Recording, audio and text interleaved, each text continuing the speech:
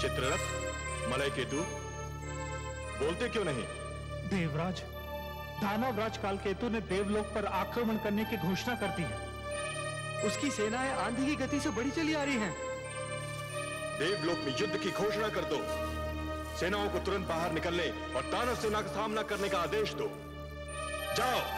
जो आज्ञा देवराज।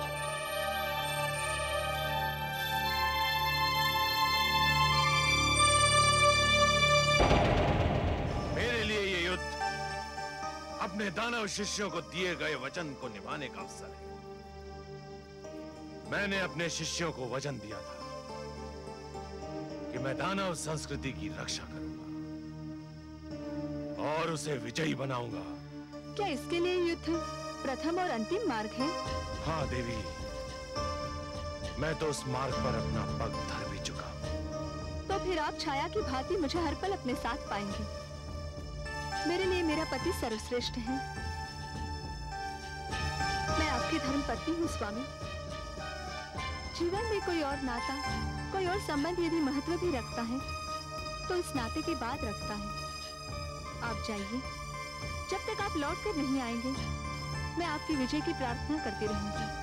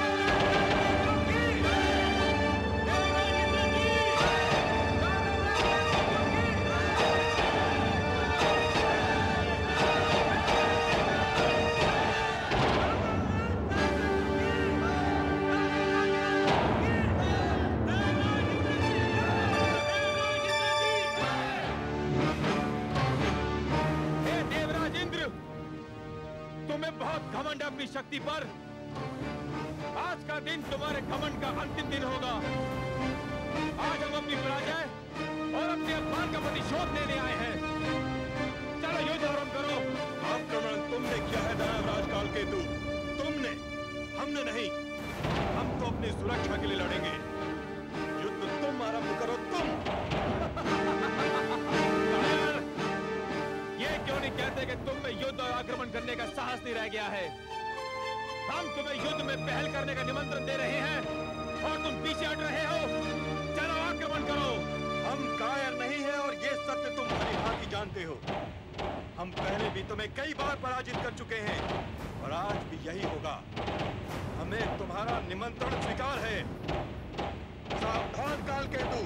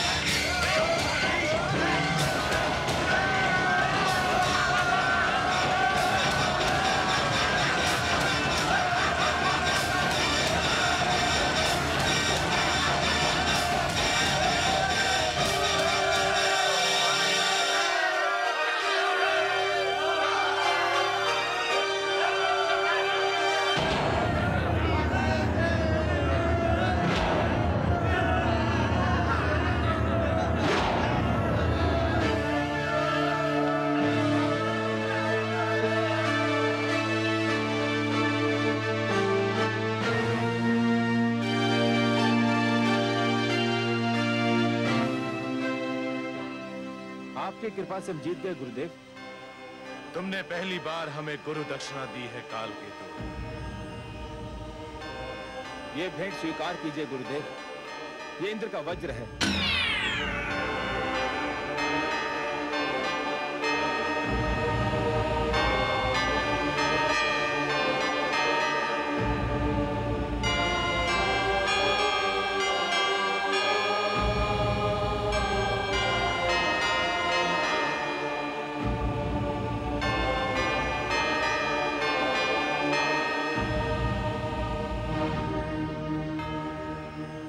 विजय श्री की बधाई हो स्वामी। हमारी विजय आपके पिता की पराजय भी तो है। आपको अपने पिता की पराजय का दुख तो नहीं? मैं जिस संस्कृति में पली बड़ी हूँ स्वामी, उसकी रीति ये है कि जब कन्या किसी को अपना पति स्वीकार करती है तो उसके साथ साथ उसके दुख, सुख, हर शोक को भी अपने गले लगा लेती है। और जब किसी के गले में वरमाला डालती है तो उसी माला के साथ अपनी इच्छाओं, अभिलाषाओं को भी समर्पित कर देती है। फिर भी पिता की पराजय का दुख तो स्वाभाविक है देवी। मैं अब किसी पिता की पुत्री नहीं, अपने स्वामी की अर्धांगिनी हूँ। हमारी संस्कृति में पाणी ग्रहण केवल शारीरिक मिलन नहीं होता, आत्माओं का मिलन भी होता है। युद्ध में आपकी विजय मेरे लिए गर्व की बात है। मेरी ओर से देवताओं की सेना पर विजय की हार्दिक बधाई स्वीकार करें। विजय हमें केवल देव सेना पर नहीं मिली है देवी, हमने मृत्यु पर भी विजय पा ली है। अब दानव लोक के लिए मृत्यु का अंत हो चुका है। हे सर्वेश्वर, क्या वास्तव में मृत्यु का सदा के लिए अंत हो जाएगा? नहीं महादेवी, जीवन और मृत्यु तो एक दूसरे के लिए अनिवार्य है। यदि मृत्यु का अंत हो गया तो जीवन के सौंदर्य का भी अंत हो जाएगा। जीवन इसी कारण तो सुंदर और मूल्यवान लगता है देवी कि एक दिन उसका अंत होना है। यदि केवल दिन ही छाया रहे और रात्रि ना आए तो नेत्र जागते जागते और सूर्य अपना प्रकाश बांटते बांटते थक जाएं। यदि मृत्यु ना आए तो प्राणी कदाचित जीवन से ऊब जाए देवी। परंतु दैत्य गुरु शुक्राचार्य तो कह रहे हैं कि उन्होंने मृत्यु पर विजय पा ली है। किसकी मृत्यु पर महादेवी? वो दानवों को पुनः जीवन अवश्य दे सकते हैं, परंतु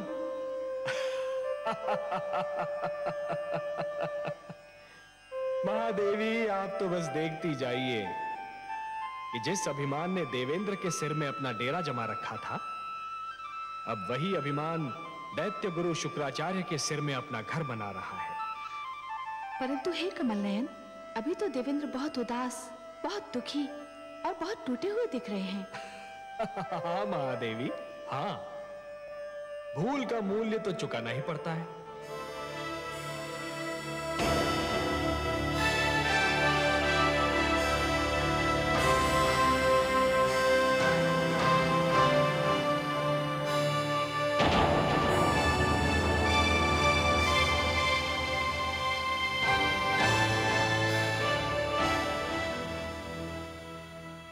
जो हुआ वो मेरी और केवल मेरी भूल का परिणाम था।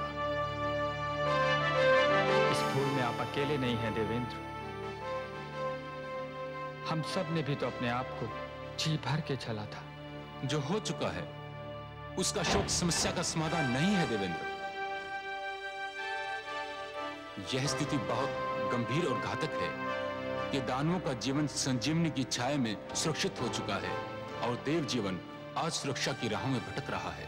इस स्थिति में मेरी दृष्टि कहीं जाकर ठहरती है तो केवल लक्ष्मी नारायण के चरणों पर। उनके सिवा कोई नहीं जो हमें संकट से उबार सके। देवेंद्र, हमें श्री विष्णु के पास चलना चाहिए।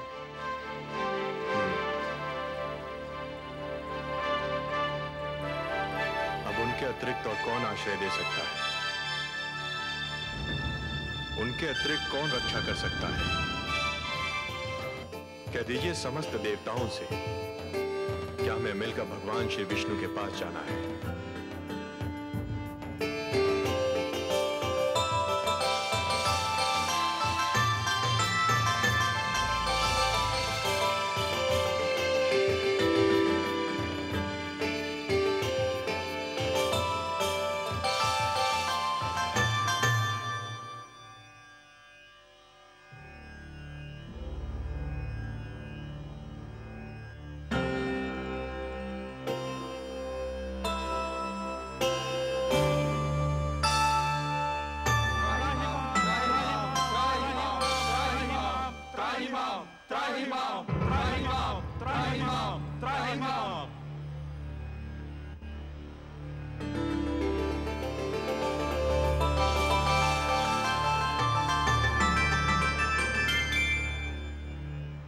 हे देवेश्वर, हम पराजित हुए।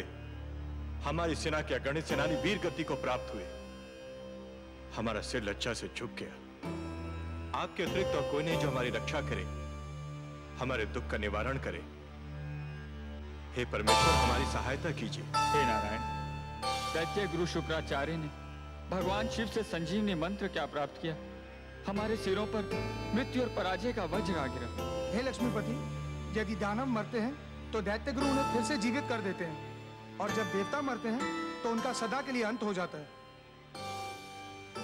हे सर्वशक्तिमान, यही दशा रही तो देवता घटते जाएंगे, दानव बढ़ते जाएंगे, और एक दिन देवलोक पर दानवों का आधिपत्य हो जाएगा। देव संस्कृति गिर जाएगी तो मानव संस्कृति भी गिर जाएगी। जब हम संजीवनी मंत्र से सुरक्षित नहीं तो मानव तो और भी दुर्बल है। हमें संजीवनी मंत्र से बचाइए प्रभु, हमारी सहायता कीजिए। संजीवनी मंत्र का केवल एक उत्तर है, अमृत। अमृत? अमृत? अमृत वो है जो पीने वाले को अमर बना देता है। मृत्यु उसे छू नहीं सकती। परंतु हे लक्ष्मी नारायण, अमृत हमें कहां मिलेगा, कैसे मिलेगा? देवेंद्र, अमृत आपको समुद्र से मिलेगा, सागर का मंथन करने से मिलेगा। अमृत? परंतु हे जगदीश्वर, हमें तो अमृत के विषय में कुछ भी ज्ञान नहीं। हे देवराज, जिस प्रकार दूध के भीतर माखन छिपा तो होता है, परंतु वो मिलता तभी है जब दूध को मथा जाता है, उसी प्रकार समुद्र के भीतर अनेक पदार्थ छिपे हैं, अनमोल रत्न छिपे हैं। उन्हें केवल मंथन के द्वारा ही निकाला जा सकता है। अमृत उनमें सबसे अनमोल है। सत्य तो यह है देवगण कि मंथन मथने और खंगालने की उस क्रिया का नाम है जिसके द्वारा स्वयं के भीतरी गुणों और अवगुणों की खोज की जाती है। मानव यह मंथन प्रतिदिन करता है। वो प्रतिदिन स्वयं को मथता है, खंगालता है और स्वयं के भीतरी गुणों और अवगुणों को बाहर निकालता है। आश्चर्य तो यह है कि वो मानव होकर भी इस क्रिया से परिचित है और आप देवता होकर भी इस क्रिया से अपरिचित हैं। पर हे लक्ष्मीपति, हम समुद्र का मंथन करेंगे कैसे? मंथन मथानी और डोरी की सहायता से किया जाता है। मैं आपके लिए मंदर पर्वत को मथानी बनाऊंगा और वासुकी नाग की डोरी दूंगा। परंतु एक तीसरी वस्तु की भी आवश्यकता होती है देवगण, जिसका प्रबंध आपको स्वयं करना होगा। और किस सामग्री की आवश्यकता होती है सर्वेश्वर? डोरी को खींचने और मथानी को डुलाने के लिए 2 दलों की आवश्यकता होगी देवेंद्र, जो डोरी को 2 छोरों से पकड़कर खींचेंगे। उनके बिना तो मंथन संभव ही नहीं है। बिल्कुल वैसे ही जैसे दूध मथने के लिए 2 हाथों की आवश्यकता होती। तो हम देवता आधे एक छोर पकड़कर आधे दूसरा, ये कार्य तो सरलता पूर्वक कर सकते हैं। मंदर की मथानी को डुलाना है देवेंद्र, वासुकी नाग की डोरी को खींचना है। संजीवनी मंत्र के प्रभाव ने आपकी संख्या को घटा दिया है और आपकी घटी हुई छोटी सी संख्या इतना महान कार्य नहीं कर सकेगी। हे सर्वेश्वर, हम फिर दूसरा दल किसको बनाएं? दानवों को। हाँ, दानवों को। यदि दानव आपका साथ दें तो समुद्र मंथन संभव है, और समुद्र मंथन होगा तभी संजीवनी का उत्तर भी प्राप्त होगा। हे परमेश्वर, ये तो एक असंभव अभियान होगा। सर्वप्रथम तो दानव हमारी बात सुनेंगे ही नहीं, और यदि सुन भी ले तो मानेंगे नहीं। हे कृपा निधान, दानवों को तो अमृत की आवश्यकता भी नहीं जिसके लिए वो हमसे सहयोग करें। उनके गुरु के पास तो संजीवनी मंत्र की शक्ति है, उन्हें तो यूं भी मृत्यु से मुक्ति मिल चुकी है। हे दीनदयाल, यदि दानव मान भी गए तो दैत्य गुरु शुक्राचार्य उन्हें कभी हमसे सहयोग की अनुमति नहीं देंगे। निस्संदेह नहीं देंगे, और यही तो आप सबके विवेक और बुद्धि की परीक्षा होगी देवगण। आपको दैत्य गुरु शुक्राचार्य को भी अपने तर्क से संतुष्ट करना होगा। पर हे देवेश्वर, उनके आगे हम क्या तर्क रखेंगे? देवेंद्र, आप दैत्य गुरु शुक्राचार्य को यह समझाएंगे कि संजीवनी मंत्र मृत्यु का मात्र क्षणिक उपचार है। संजीवनी जीवन की एक ऐसी कुंजी है जो खो भी सकती है, जो टूट भी सकती है, परंतु अमृत मृत्यु का स्थायी उपचार है। अमृत पान करने वाला मृत्यु पर सदा के लिए विजय प्राप्त कर लेता है। परंतु हे नारायण, इसका अर्थ तो यह हुआ कि हमें दानवों के पास सिर झुकाकर जाना होगा, उनसे सहयोग और सहायता की भिक्षा मांगनी होगी। क्या यह समस्त देवलोक का अपमान नहीं होगा? क्या अपमान में अब भी कोई कमी रह गई है देवराज?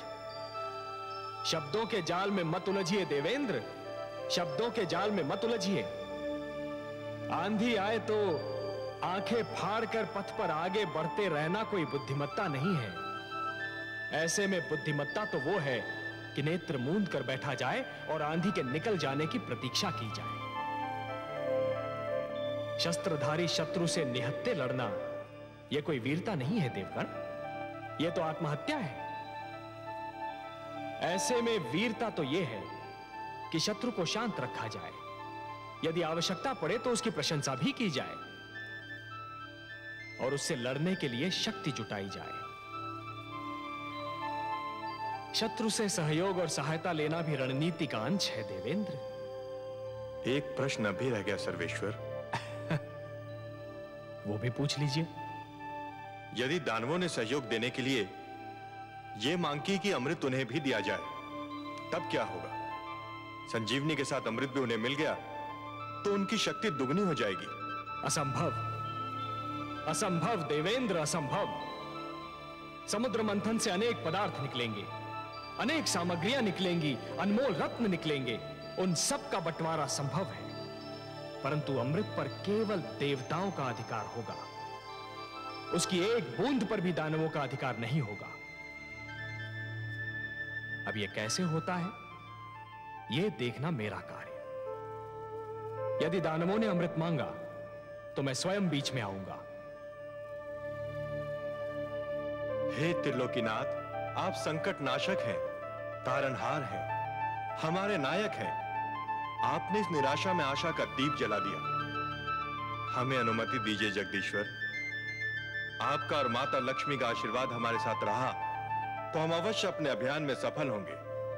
हम शीघ्र ही लौटकर दानवों का सहयोग मिलने का समाचार आपको सुनाएंगे।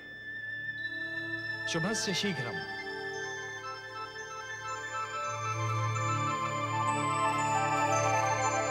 हे कमलनयन, आपने अभी कहा कि दानवों से सहयोग लिया जाए, किंतु उन्हें अमृत की एक बूंद भी न दी जाए। हाँ महादेवी, मैंने यही कहा। परंतु हे सर्वेश्वर, क्या ये छल नहीं कहलाएगा? कार्य की परिभाषा उसका उद्देश्य निर्धारित करता है महादेवी।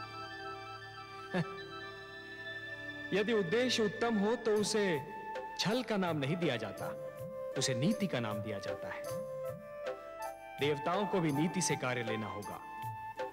छल तो गुरु शुक्राचार्य कर रहे हैं महादेवी। उन्होंने भगवान शिव से कहा कि संजीवनी मंत्र उन्हें मानव कल्याण के लिए चाहिए, पर क्या वो मानव कल्याण कर रहे हैं? वो तो संजीवनी मंत्र का उपयोग केवल दानव कल्याण के लिए कर रहे हैं। और यह छल है देवी, यही छल है। और इसके उत्तर में कोई भी कार्य, भले ही उस पर छल का संदेह ही क्यों न हो, उचित ही नहीं उत्तम भी है। आप तो उत्तरों के उत्तर हैं, तर्कों के तर्क हैं और उद्देश्यों के उद्देश्य हैं कमलनयन। आपकी हर बात में रहस्य होता है।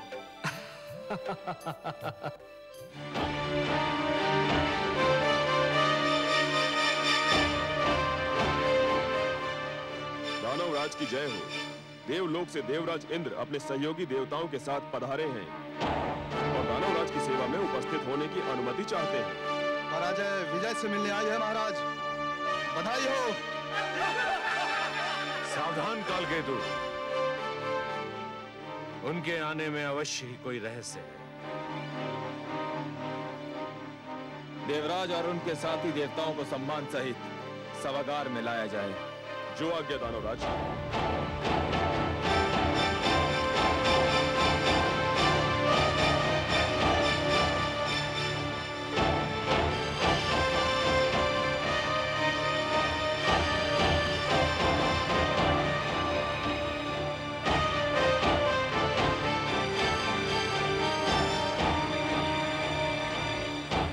प्रणाम दैत्यगुरु शुक्राचार्य। प्रणाम दानवराज कालकेतु। दानव सभागार में देवराज इंद्र का स्वागत है। कदाचित ये पहला अवसर है जब देवराज और अन्य देवताओं ने अपने चरणों की धूल से दानव सभागार को पावन किया है। आप सत्य कह रहे हैं महाराज, नहीं तो हम इस योग्य कहाँ थे, कितने महान व्यक्तियों के दर्शन पाते। ये ना भूलिए महाराज कालकेतु कि हमें वैर के अतिरिक्त भी एक नाता है। उस नाते को भी स्पष्ट कर दीजिए देवराज। हम और आप अलग अलग माताओं के, किंतु एक ही पिता की संतानें हैं। हम एक दूसरे के भ्राता भी हैं दानवराज। मेरे दानव शिष्यों को सदैव इसका स्मरण रहा है देवराज, परंतु लगता है देवताओं की स्मरण शक्ति कुछ दुर्बल है। उन्हें इस नाते का स्मरण बस कभी कभी रहता है, आवश्यकता अनुसार। ऐसा क्यों कह रहे हैं दैत्य गुरु?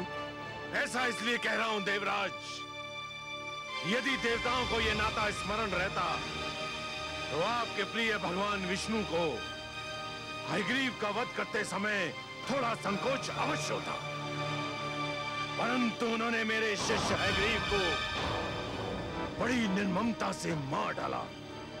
बीती बातों का स्मरण सर्प निकल जाने के उपरांत लकीर पीटने के समान होता है दैत्य गुरु। हम बीती बातें भुला देने के उद्देश्य से ही आप सबकी सेवा में उपस्थित हुए हैं। परंतु हम तो नहीं बोल सकते कि हैग्रीव अब जीवित नहीं है। हैग्रीव जीवित रहता यदि उस समय आपके पास संजीवनी मंत्र होता, या हम सबके पास वो होता जिसे प्राप्त करने का प्रस्ताव लेकर हम यहाँ आए हैं। क्या प्राप्त करने का प्रस्ताव लेकर आए हैं देवराज? मैं अमृत प्राप्त करने का प्रस्ताव लेकर आया हूं दानवराज। अमृत? हाँ, अमृत। परंतु उसे प्राप्त करने के लिए हम में और आप में सहयोग और समझौता आवश्यक है। सहयोग, समझौता। जल अग्नि से समझौता करने आया है। मृग सिंह से सहयोग चाहता है। ये कैसी अनोखी बात कर रहे हैं आप देवराज इंद्र? और ये अमृत है किस वस्तु का नाम? अमृत वो अनमोल वस्तु है जिसे पीकर हम सब मृत्यु पर विजय पा सकते हैं। जिसको पीने वाला अमर हो जाता है, मृत्यु उसके निकट भी नहीं आ सकती। मृत्यु तो यूं भी मेरे शिष्यों के निकट नहीं आ सकती है देवराज। आ भी जाए तो उल्टे पांव लौट जाती है। आप भूल रहे हैं कि मेरे पास संजीवनी मंत्र है। दैत्य गुरु शुक्राचार्य, आप महान विद्वान हैं, महाज्ञानी हैं। संजीवनी मंत्र ने आपको इतना शक्तिशाली बना दिया है कि कोई आपके समक्ष सिर नहीं उठा सकता। फिर भी क्या मैं आपसे एक बात पूछ सकता हूं? अवश्य पूछिए देवराज, मैं आपको निराश नहीं करूंगा। ये सत्य है कि संजीवनी मंत्र के कारण दानव मृत्यु के भय से मुक्त हो चुके हैं। उन्हें मृत्यु आ भी जाए तो आप उन्हें पुनर्जीवन प्रदान कर देंगे। परंतु यदि आपको कुछ हो गया तब क्या होगा दैत्य गुरु?